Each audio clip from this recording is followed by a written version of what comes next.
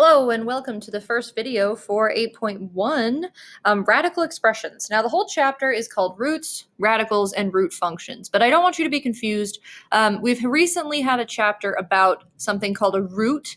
That root was the same thing as an x-intercept. That is not what we're talking about here. This chapter is more about square roots, third roots, fourth roots, but really we call them radicals. Roots is more of a layman's term, but it can get a little confusing. So I'm going to start using radical more, the second radical, right? Look at the radical expression here instead of the word root, okay? Because that way we don't mix up the two. Same thing goes for a root function. We don't really call them root functions. More of the time we call them radical functions, okay? So we're just going to kind of make that adjustment here, first and foremost. But what on earth is a radical? What's a radical? Well, by now you're probably familiar with one of them. The square root looks like that, okay? Has nothing number-wise about it, but what it means is the opposite of a square. Here we have an example. 6 squared is 36, and therefore the square root of 36 is 6. Think the similarity to addition and subtraction here. They are one opposites of each other. So when you say the square root of something, you're asking what number times itself would equal that thing inside. In this case, what number times itself would equal 36? You get 6. All right. Now, these parts to this expression actually have some names, and they're going to be pretty important when we're talking about the bigger ones, some things maybe you're not familiar with. The thing underneath is called the radicand. Not to be confused with the radical is the symbol. The radicand is what's underneath. The n is the index number. Now, if you look on our last example, there is nothing listed there. There is no little n there. Much like the first power, we don't really list.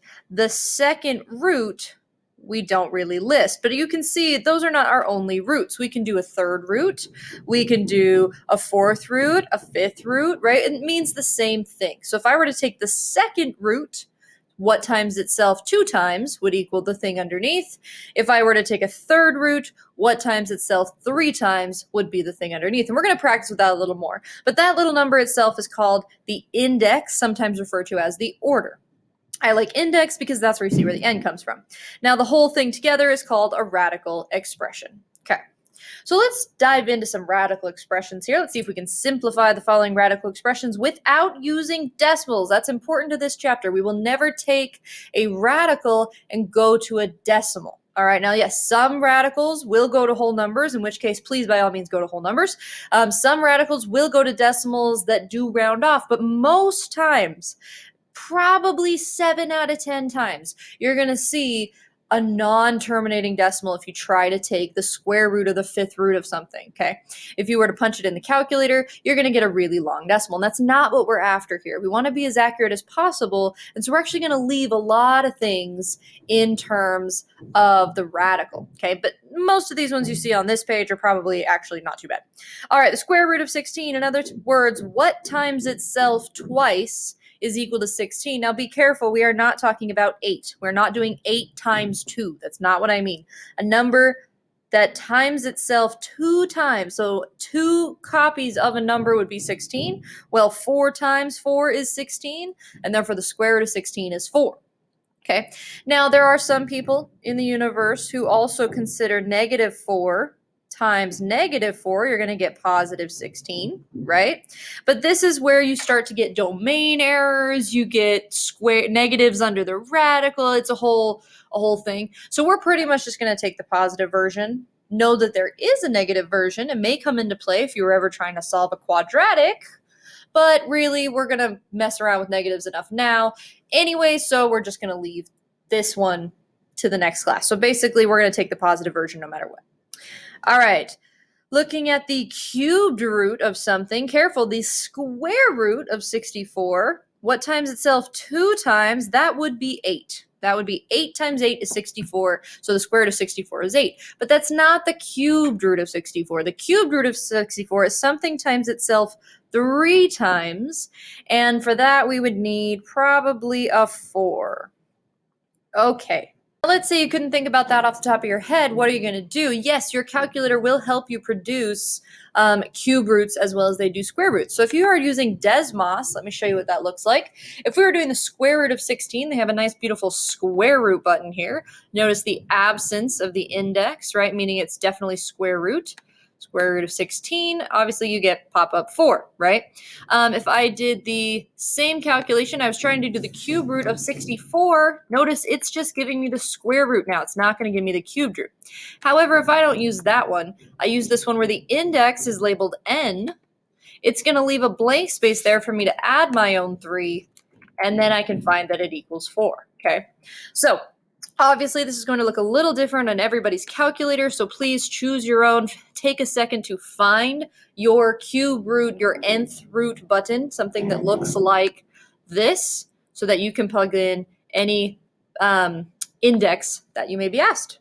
All right, over here we've got the fourth root of negative 81. Well, see, there is a problem. I'm seeing a problem here, but let's go ahead and go to the calculator.